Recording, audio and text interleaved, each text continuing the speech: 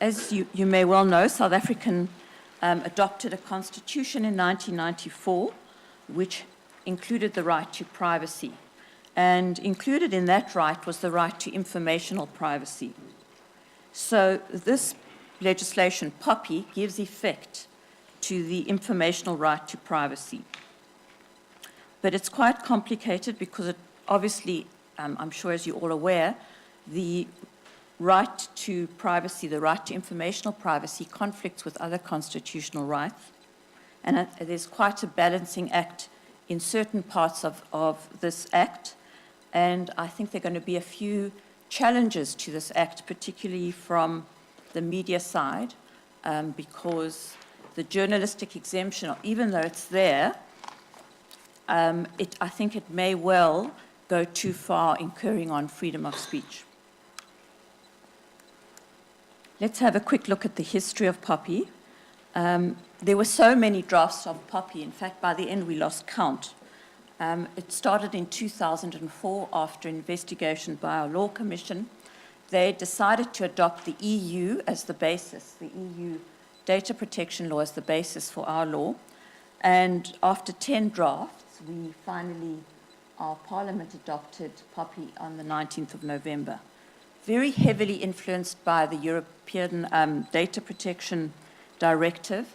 And interestingly, in fact, because there was time to incorporate the data protection proposed regulations, you will see that some of those proposed regulations, in fact, find themselves into the Act, like the right to be forgotten, which is very controversial at the moment.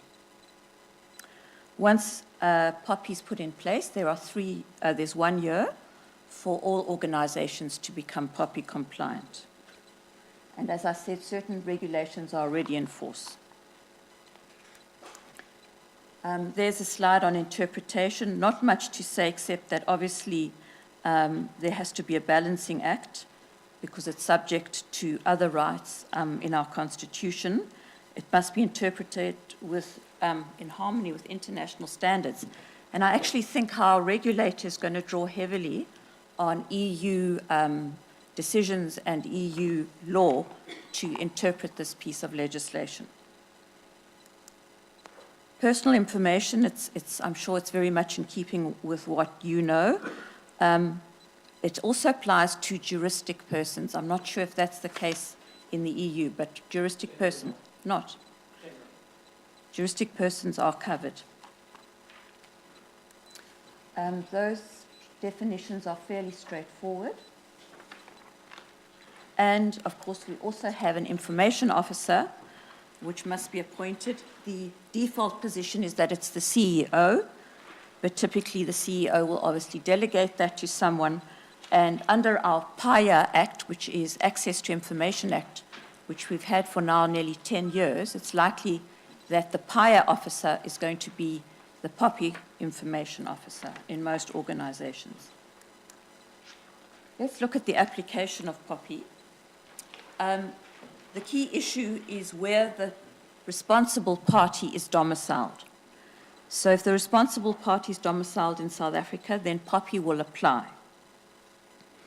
It will also apply if responsible parties that are not domiciled in South Africa make use of automated or non-automated means to process personal information in South Africa.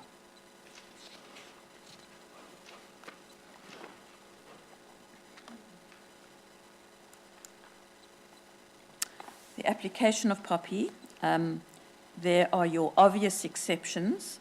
Obviously, purely personal use or household activity is excluded, and they're your standard, your national security, your cabinet, and obviously your judicial functions are all excluded.